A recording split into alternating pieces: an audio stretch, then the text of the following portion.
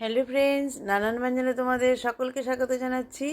তো আজ আমি ছোট্ট একটা রান্না নিয়ে এসেছি। দেখো, এখানে পাবদা মাছ নিয়ে এসেছে। তো আমি সব পাবদা মাছ রান্না করব না, সেটা একবেলার জন্য আমাদের দুজনের জন্য রান্না করছি। তো এখানে দেখো, লবণ আর হলুদ দিয়ে এটাকে ভালো করে মাখিয়ে নিচ্ছি। তো আমার মেয়ে তো মাছ খায় না, সেই জন্য ওর জন্য চিকেন বানানো হয়েছে। তা এখন এর মধ্যে দেখো লবণ আর হলুদ দিয়ে মাখিয়ে, একটু তেল দিয়ে মাখিয়ে কিছুক্ষণ রেখে দেবো। ততক্ষণ আমি একটু মশলাটা করে নিব। এদিকে শস্য আর পোস্ত, এটাকে আমি এখন ভিজিয়ে নেব। তো ভিজিয়ে নিয়ে এটাকে আমি পেস্ট করে নিয়েছি, পাটায় বেটে নিয়েছি। আর এখানে দেখো, তেল বসিয়ে দিয়ে এখন আমি মাছগুলোকে ভেজে নিচ্ছি। তো মাছগুলোকে এভাবে ঢেকে ঢেকে ভেজে নিলাম, নাহলে ফাটবে। আর এখানে দেখো, তেলের মধ্যে একটা লঙ্কা দিয়ে দিলাম।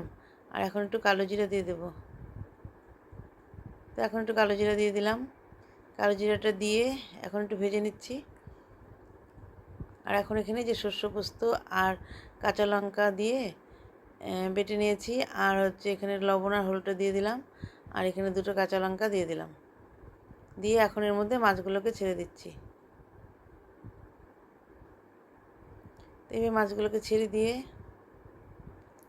তারপর কিন্তু একটু উল্টে পাল্টে দিচ্ছি। তো ফুটলে একটু ফুটে উঠবে এখন। তো সব মাছগুলোকে এইভাবে উল্টিয়ে দিচ্ছি।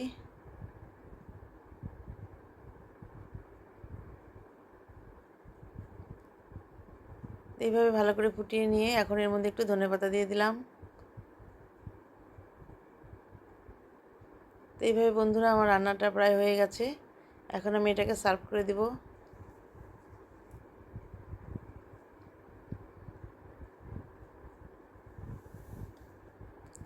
তো আমি এখন উনুনটাকে অফ করে দিব, আমার রান্নাটা শেষ হয়ে গেছে। তো বন্ধুরা, তোমাদের যদি ভালো লেগে থাকে তাহলে প্লিজ একটু কমেন্টস করবে আর আমার পাশে থাকবে। নমস্কার।